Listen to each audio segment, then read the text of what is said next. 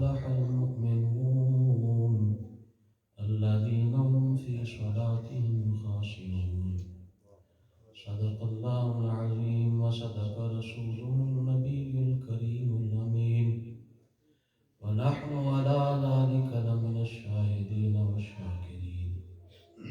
حمد و صلوات کے بعد سرکار دو جہاں صلی اللہ علیہ وسلم پر درود و سلام پڑھنے کے بے شمار فضائل و برکات اور واقعات کتب میں ملتے ہیں. حضرت سیدنا صادق مغربی ایک بزرگ گزرے ہیں. یہ فرماتے ہیں کہ میں مسجد میں بیٹھا تھا اور قبلہ رو ہو کر درود پاک کے مضمون کو ترتیب دے رہا تھا تو میری آنکھ لگ گئی. میں دیکھتا ہوں کہ ایک ویران سی جگہ ہے اور اس کے اندر مسجد ہے اور مسجد جو ہے وہ بھری پڑی ہے, باہر بھی کچھ لوگ ہیں. میں بھی مسجد میں داخل ہوتا ہوں, جہاں جگہ ملتی ہے بیٹھ جاتا ہوں. مجھے ایک انتہائی حسین و جمیل شخص نظر آتا ہے. میں ان سے عرض کرتا ہوں کہ آپ کا نام کیا ہے؟ وہ فرماتے ہیں کہ میرا نام رومان ہے. رے واو میم الف ما اور نون, رومان ہے. پھر وہ فرماتے ہیں کہ میں کوئی انسان نہیں ہوں, میں فرشتہ ہوں. اور جب وہ یہ کہتے ہیں کہ میں فرشتہ ہوں, میں کہتا ہوں کہ یہ جو مسجد بھری پڑی ہے ان لوگوں میں فرشتہ کیسے آ گیا؟ وہ تو سارے عوام ہیں, دوسرے بندے ہیں. وہ فرشتہ فرماتے ہیں کہ نہیں, یہ جتنے بھی مسجد کے اندر لوگ جمع ہیں, بھری پڑی ہے, یہ سارے فرشتے ہی ہیں, ملائکہ ہیں. ان میں بندہ کوئی نہیں, انسان کوئی نہیں, سارے فرشتے. میں پھر عرض کرتا ہوں کہ اس میں بڑے بڑے فرشتے بھی ہوں گے یقیناً. فرماتے ہیں ہاں, جبرائیل بھی تشریف لائے ہوئے ہیں, میکائیل بھی ہیں, اسرائیل بھی ہیں اور اسرافیل بھی ہیں. میں نے پھر عرض کی کہ میں اسرائیل علیہ السلام سے ملنا چاہتا ہوں. تو تھوڑی دیر میں اسرائیل علیہ السلام جب تشریف لائے تو بڑا حسین جمیل خوبصورت چہرہ. میں پھر ان کو کہتا ہوں کہ میں آپ کو اللہ اور اللہ کے نبی کا واسطہ دے کر عرض کرتا ہوں کہ میری روح قبض کرنے میں نرمی فرمائیے. اسرائیل کو واسطہ دیتا ہوں اللہ اور اللہ کے رسول کا, اور التجا کرتا ہوں, منت کرتا ہوں کہ میری روح قبض کرنے میں نرمی کیجئے گا, آسانی فرمائیے گا, سختی نہ کیجئے گا. کیونکہ روح قبض جو ہوتی ہے نا, بعض بزرگان دین نے لکھا ہے کہ 1000 وار تلوار کے جسم پر کر دیے جائیں, اس کی جتنی تکلیف ہوگی اس سے کئی گنا زیادہ تکلیف روح قبض کرنے کی ہوتی. 1000 وار سہنا تلوار کے یہ آسان ہے, روح کا نکلنا, جان کا نکلنا یہ مشکل ہے. صدیوں بعد بھی مردے کو قبر سے اٹھا کے جب پوچھا جائے گا نا کہ سناؤ, تو وہ یہی کہے گا کہ جو روح قبض ہوئی تھی اس کی تکلیف آج بھی محسوس کرتا ہوں. تو عرض کرتے ہیں کہ مہربانی کیجیے گا میری روح نرمی کے ساتھ آپ نے آسانی کے ساتھ قبض کر لیا. اسرائیل علیہ السلام پھر آگے سے فرماتے ہیں کہ پھر تو چوکھیا چوکھیا درود پڑھیا کر. اگر چاہتا ہے کہ روح تیری آسانی کے ساتھ قبض ہو تو پھر تو چوکھا درود پڑھیا کر, ڈھیر درود پڑھیا کر, کثرت سے درود پڑھا کر, پھر تیری روح آسانی کے ساتھ قبض ہو. آپ کو پتہ ہے قبر بندے کو دباتی دباتی ہے, وہ نیک ہو یا بد ہو, ہر ایک کو اس کے عمل کے مطابق قبر دبائے گا. نیک کو ایسے دبائے گی جس طرح ماں اپنے لال کو نہیں دباتی, کہ سینے نہ لا کے جس طرح گھوٹ کے دباوے, کوئی تکلیف ہوتی پتہ نہیں, سکون ملتا ہے, مزہ آتا ہے اور اطمینان ملتا ہے. جتنی بھی پریشانی ہو, ماں کے سینے سے اولاد لگ جائے غم بھول جاتے ہیں. بڑی سے بڑی تکلیف یا گھبراہٹ ہو, بندہ کس نہج پر بھی کیوں نہ ہو, عمر کے کس حصے میں کیوں نہ ہو, ماں کے سینے کے ساتھ لگتا جائے, باپ کی چھاتی کے ساتھ لگتا جائے, سارے غم بھول جاتے ہیں. تو قبر نیکوں کو ایسے دبائے گی جیسے ماں اپنے بچے کو دباتی، اور جو برے ہوں گے ان کو ایسے دبائے گی کہ ان کی پسلیاں ایک دوسرے میں پیوست ہو جائیں گی، رائٹ سائڈ والی لیفٹ سائڈ کے اندر چلی جائیں گی، ایسے ایک دوسرے کے اندر ایسے چلی جائیں گی۔ مشکل مراحل ہیں لیکن ہمیں ابھی سمجھ نہیں ہے، تو کوشش کیا کریں سرکار کی ذات پر درود پاک زیادہ سے زیادہ پڑھا کریں۔ اب کثرت سے درود پڑھنے سے کیا مراد ہے؟ جو شخص علماء کہتے ہیں کہ 500 بار دن بھر میں درود پڑھ لے گا، گویا کہ وہ کثرت سے درود پڑھنے والوں میں شامل ہو جائے گا۔ اب 500 بار پڑھنے میں کتنا ٹائم لگتا ہے؟ صلی اللہ علیہ محمد، صلی اللہ علیہ محمد، صلی اللہ علیہ محمد، صلی اللہ علیہ محمد، صلی اللہ علیہ محمد۔ یہ میں نے 5 بار پڑھا ہے، جسٹ 5 سیکنڈ، بڑی مشکل سے 5 سیکنڈ نہیں لگے ہوں گے، آپ کے سامنے 5 دفعہ درود پڑھ لیا ہے۔ اگر کیلکولیشن کریں، حساب کتاب کریں تو 500 سیکنڈ لگ جائیں گے، اور 500 سیکنڈ کتنے منٹ بنتے ہیں جی؟ کوئی نہیں پتا، 8-9 منٹ بنے گا۔ 24 گھنٹے میں سے اگر باوضو ہو کر، قبلہ رو ہو کر، تھوڑا سا خوشبو لگا کے، ایسے سر کو تھوڑا سا جھکا کے، آنکھیں تھوڑی بند کر کے مدینہ دیکھا ہے تو تصور جما لیں، نہیں دیکھا تو گنبد خضرا کی تصویریں تو جا بجا دیکھی ہیں، تصور جما کے سامنا کے لال پر درود پاک کے گجرے نشاور کریں، دیکھیں برکات و ثمرات کیسے نہیں۔ ایک بزرگ تھے عیسیٰ مانے، وزیر گزرے ہیں، ان کے دور کا ایک واقعہ ہے کہ ایک شخص نے 3000 دینار قرض لیا تھا، 3000 دینار قرض لیا۔ جب قرض لے لیا، ادا کرنے کی باری آئی تو انس بیچارہ غریب تھا، ادا نہ ہو پایا، تو جس نے قرض لیا تھا اس نے قاضی کی بارگاہ کے اندر دعویٰ کر دیا، کورٹ کے اندر جا کے جج کے سامنے کہہ دیا کہ بندہ قرضہ کو نہیں دے رہا۔ جج نے بلا لیا بندے کو کہ قرضہ دے، آنکھیں جی مہلت دے دو، 1 مہینے دی، 1 مہینے دے اندر کوشش کرنا ادا کر دیا۔ مہینہ گزرنے لگ گیا، آہستہ آہستہ مہلت مل گئی، 27 دن بیت گئے، قرضے کی واپسی کی کوئی یہی صورت بھی نہ بن سکی، پریشان ہے۔ اور آپ کو پتہ ہے کہ جب بندہ پریشان ہوئے امتی، پریشانی کا عالم ہو اور وہ اپنے آقا سے فریاد کرے تو کیسے نہ سنے؟ فریاد امتی جو کرے حال زار میں، ممکن نہیں کہ خیر بشر کو خبر نہ ہو۔ یہ ہو ہی نہیں سکتا بندگان خدا، اسی پریشان ہو گئے کہ سونے لاجپال نو یاد کریے تے حال نہ ہوئے پریشان۔ ایسا دنیا داری دا نظام ہے کہ دنیا دارہ کو جا کے کوئی گل بات کرے تو 100 گلا سنن کے باوجود بھی کوئی لیفٹ کران والا نہیں ہوتا، لیکن فریاد امتی جو کرے حال زار میں، آخیا کہ اندر ہی اندر رولا نہیں پاڑا جے، شور نہیں کرنا جے، دل ہی دل کے اندر مصطفیٰ کو یاد کرنا ہے، حال زار میں کرنا ہے۔ فریاد امتی زبان نال بھی نہیں آکھنا، صرف تصور جما کی قبلہ رو، فریاد امتی جو کرے حال زار میں، ممکن نہیں کہ خیر بشر کو خبر نہ ہو۔ ایسے ہو ہی نہیں سکتا کہ مصطفیٰ کو پتہ نہ چلے۔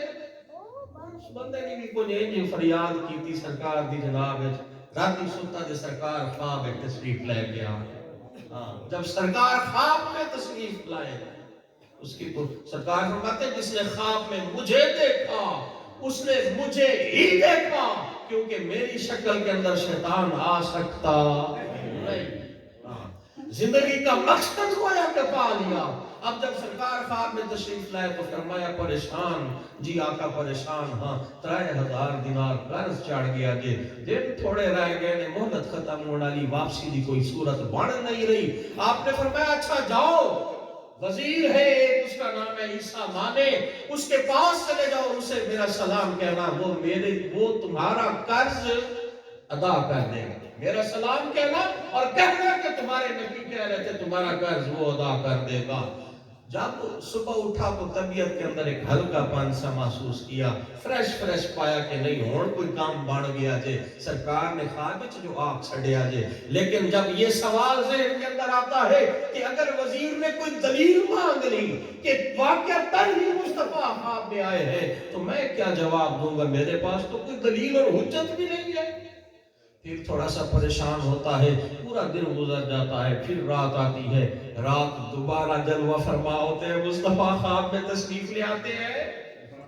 فرماتے ہیں آپ کو جو کہا تھا چلے جاؤ فلاں کے پاس جا کے کہنا ہمارا سلام اور قرض ادا کرے گا وہ تمہارا. عرض کرتے سونے ٹورتے جاواں جی وہ دلیل مانگ لوے تے پھر کتوں دے آندا. آپ فرماتے ہیں انہوں آکھیں جس ٹائم فجر ہو جاندی ہے نماز تو پڑھ لینا ہے تو میری ذات لے 3000 باری درود پڑھنا جے. جنی دیر تک تو میرے تے درود نہ پڑھ لوے کسے نال گل تو کوئی نہیں کردا تے تیرا اے فعل یا تے رب جاندا ہے یا رب دا رسول جاندا ہے اور کسے نو پتہ نہیں جے کہ فلاں طریق نو درود پڑھنا بھول گیا سی. اے تو جدو نشانی دوے لگا وہ پھر سمجھ جاوے دا کہ واقعی مصطفیٰ خواب چاہے. اب جب صبح اٹھتا ہے بڑا خوش جاتا ہے وزیر کے پاس. وزیر کو جا کے سارا یہ سنا دیتا ہے. وزیر خوش ہو جاتا ہے کہ میرے لیے مصطفیٰ نے سلام مجھے ارشاد فرمایا ہے بھاگ نہ جان جنہوں سلام مصطفیٰ دے. اور جب اس کی قسمت میں کھل جائے کہ زبان مصطفیٰ سے اس کا نام بھی نکلے اور اس کے لیے سلام بھی تشریف لائے. اب وزیر جو ہے اسے 3000 دینار اٹھا کے دے دیتا ہے. فرماتا ہے کہ یہ پکڑو 3000 دینار اس سے جا کے آپ اپنا قرض ادا کرو. جانے لگتا ہے کہتے ہیں ریکویسٹ ہے ایک اور یہ 3000 دینار اور پکڑ لینا اس سے اپنے اہل و عیال پہ خرچ کیجئے گا.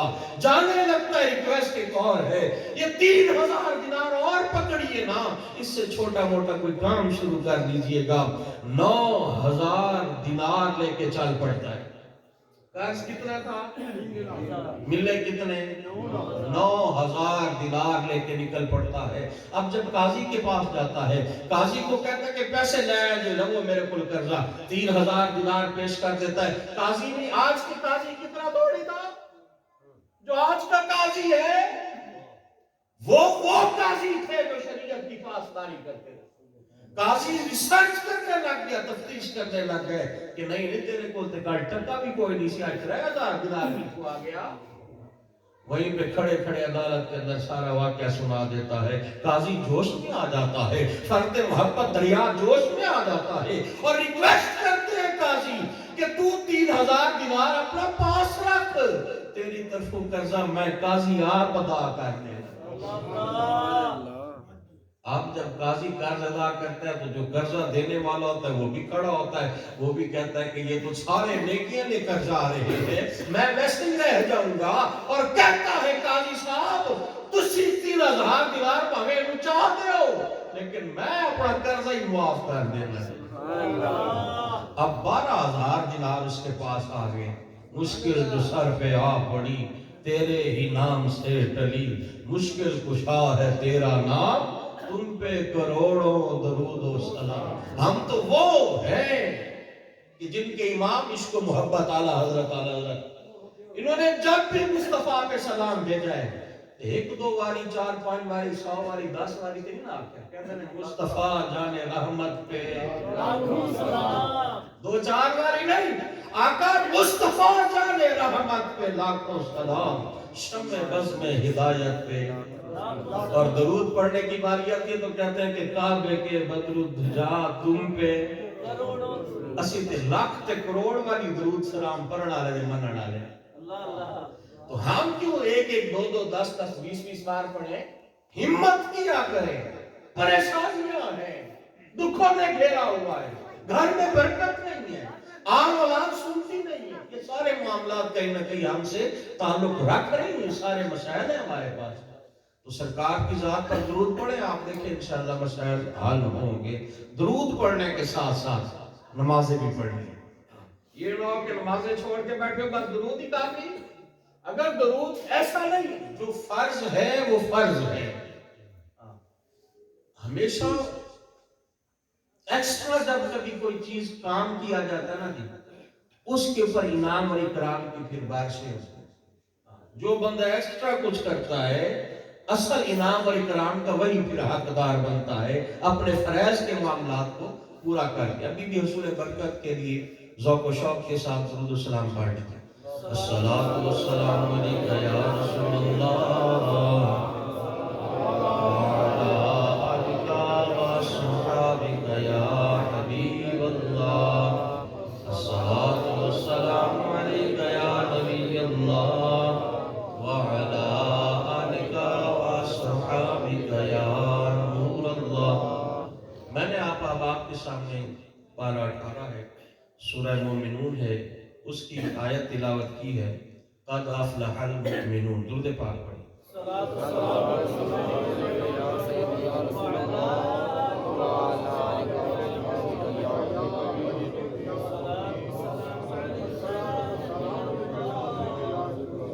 मैं 11 बजे तक इंशाल्लाह आपके सामने कुछ अर्ज करूंगा। 21 मिनट है मेरे पास।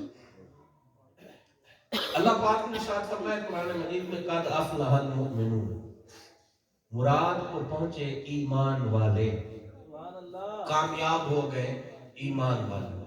इसका मतलब ये ठहरा कि जिनके पास ईमान नहीं है वो कामयाब नहीं। कुरान कह रहा है अब गैर मुस्लिम जितने भी हैं वो कामयाब नहीं है। उनके पास भले ज़र ज़मीन आ जाए, जायदाद आ जाए, टेक्नोलॉजी आ जाए, जिद्दत आ जाए, जदीद सारी चीजें आ जाए, कोठी बंगले आ जाए, लग्जरी लाइफ गुजारने लग जाए, वो कामयाब नहीं है। अगर कामयाब होते तो अल्लाह पाक ने फरमा देता कि क़द अफ़लहल मुमिनून की जगह फिर और प्लस आता, क्योंकि वो जिनके पास दुनियावी साजो सामान है फिर ये लफ्ज़ उनको भी इहाता करता। लेकिन अल्लाह ने फरमा दिया कि नहीं, जिधर को ला इलाहा इल्लल्लाह दी दौलत है बंदा वही कामयाब है, इसके अलावा कोई कामयाब नहीं। अब एक शख्स है झोपड़ी में रहता है, बारिश का जैसे मौसम है, उसकी झोपड़ी के अंदर पानी आ जाता है, तेज हवा चलती है, झोपड़ी के उड़ जाने का खतरा रहता है, सुबह को खाता है, शाम की उसके पास नहीं होती या दोपहर की नहीं होती, सारा दिन मेहनत मजदूरी करके सूखी रोटी खा के गुजारा करता है, लेकिन दिल के अंदर ला इलाहा इल्लल्लाह की दौलत को महफूज किए हुए है, कलमा पाक की दौलत को संभाले हुए है। कुरान कहता है कि बड़े बड़ी कोठियों और महलों के अंदर रहने वाला, लग्जरी लाइफ गुजारने वाला, बड़ी बड़ी सवारियों के अंदर फिरने वाला, अगर कलमे की दौलत को लेकर नहीं बैठा तो झोपड़ी वाला कामयाब है, वो कामयाब नहीं है। तो पता ये चला कि जिसके पास ला इलाहा इल्लल्लाह मुहम्मद रसूलुल्लाह की दौलत होगी वो बोले तो इसका मतलब ये भी ठहरा कि ईमान सबसे बड़ी दौलत है। ऐसे नहीं है? हाँ ऐसे ही है। इसका मतलब ये ठहरा कि ईमान बंदे का सबसे ज्यादा कीमती है। हमारे पास माल इतना ज्यादा कीमती नहीं जितना ईमान है, ज़र और जमीन इतनी ज्यादा कीमती नहीं जितना ईमान है। ईमान के साथ इनका कंपैरिजन ही नहीं है, ईमान के साथ इनका तकाबुल ही नहीं बनता। सारी कायनात उठा के एक पलड़े के अंदर रख दिया जाए और ईमान की दौलत को दूसरे पलड़े में, कसम खुदा ईमान के साथ कोई चीज मिल सकती नहीं। असी ते आखने कि खुदा की कसम असी एक सेकंड असली नहीं, एक सेकंड के करोड़वें हिस्से के लिए भी हम अपने ईमान को अपने से जुदा कर सकते नहीं। साड़ी जद चली जावे, साड़ा रुआ चला जावे, जलते हुए तेल के कढ़ा के अंदर हमारी जान को डाल दिया जाए, फिर भी असी अपना ईमान छड़ना। बदबख्त है वो लोग जो मिर्जाई हो जाते हैं, बदबख्त है वो लोग जो कादियानी हो जाते हैं, बदबख्त है वो लोग जो अपने ईमान का सौदा कर बैठते हैं।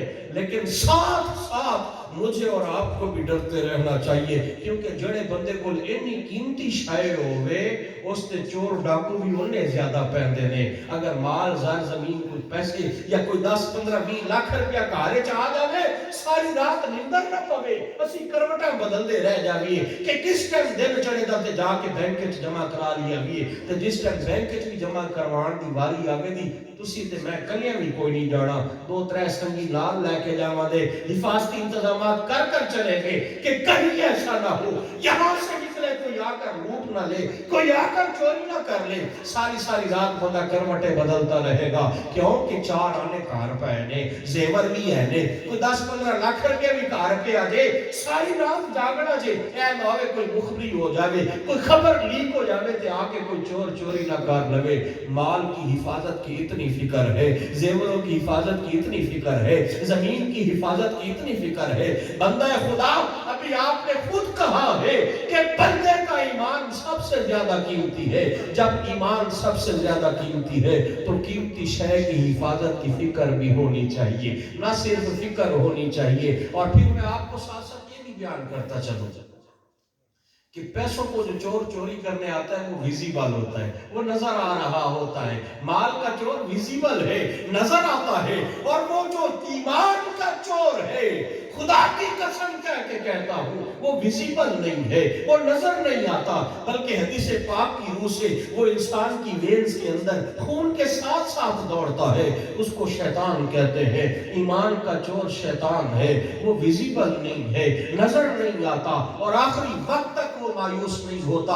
جب بندے کا آخری وقت آتا ہے، آپ کو پتہ جب موت کا وقت آتا ہے پیاس بہت زیادہ لگتی ہے، حلق سوکھ کے کانٹا ہو چکا ہوتا ہے. جب حلق سوکھ کے کانٹا ہو چکا ہوتا ہے، شیطان قریبی رشتہ داروں کا روپ دھار لیتا ہے. اگر ماں پہلے دنیا سے گئی ہے تو شیطان ماں کی صورت کے اندر آ جاتا ہے، ہاتھ کے اندر پانی کا پیالہ لے کر داہنی جانب کھڑا ہو جائے گا اور کہے گا، دیکھ نہ پتر میں تیری ماں میں دنیا تو پہلے تیرے نال گئی ہاں، منو پتہ ہے کہ کیڑا مذہب اگے جا کے سچا ہوندا ہے، کیڑا مذہب جا کے کام آوندا جے. ویکھ تیرے واسطے پانی دا پیالہ بھی لے کے آئی ہاں، تو عیسائی ہو کے مر، تینوں میں پانی دا پیالہ بھی دما دی. تے عیسائی مذہب آگے جو ہے وہ سچا مذہب میں نے پایا ہے.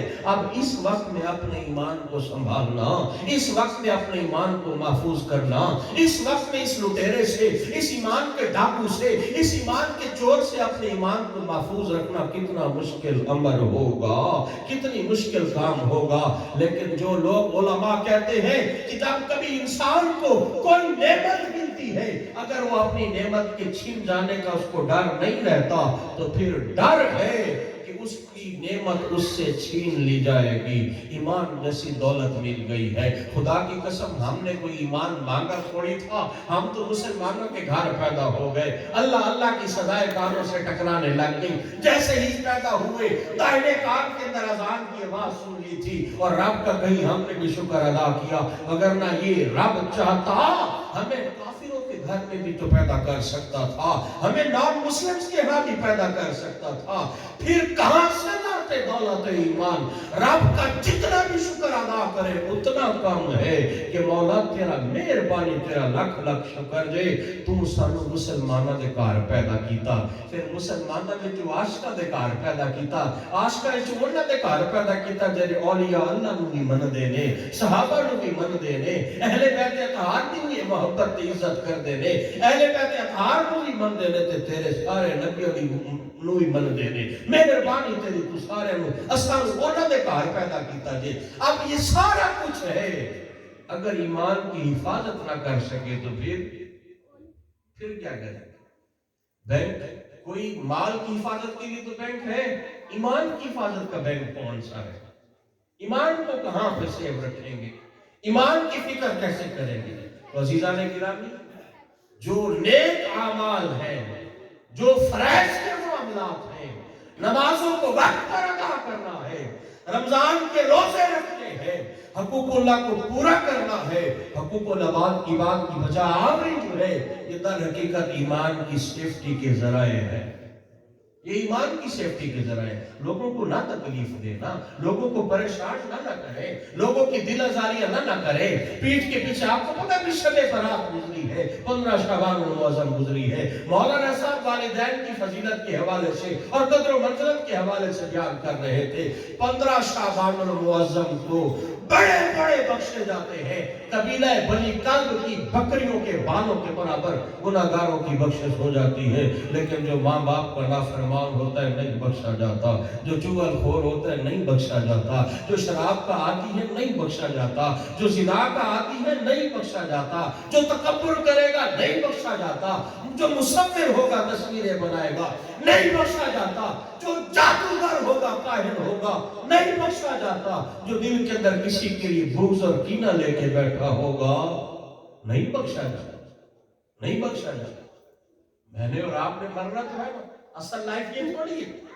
یہ تو ہم لیبلوکم ایکم احسن عملا، اللہ پاک نے حیاتی دی ہے صرف یہ دیکھنے کے لیے کہ کیڑا میرے والا آمدہ ہے کیڑا نہیں آمدہ ہے، کون اچھے عمل کرتا ہے کون اچھے عمل نہیں کرتا. اللہ یہ دیکھنا چاہتا ہے لیبلوکم ایکم احسن عملا، کون اچھے عمل کرتا ہے یہ دیکھنا ہے. میں اور آپ کہاں پہ کدھر کھڑے ہیں؟ مرنا کوئی نہیں، دنیا سے جانا کوئی نہیں. کیا مسجد کے سپیکر پر آپ نہیں سنتے حضرات؟ ایک ضروری اعلان سنیے، فلاں کا بھائی، فلاں کا بیٹا، فلاں کا وہ سارے رشتے گنوا کے کہتے ہیں آج رضائی نہیں لگ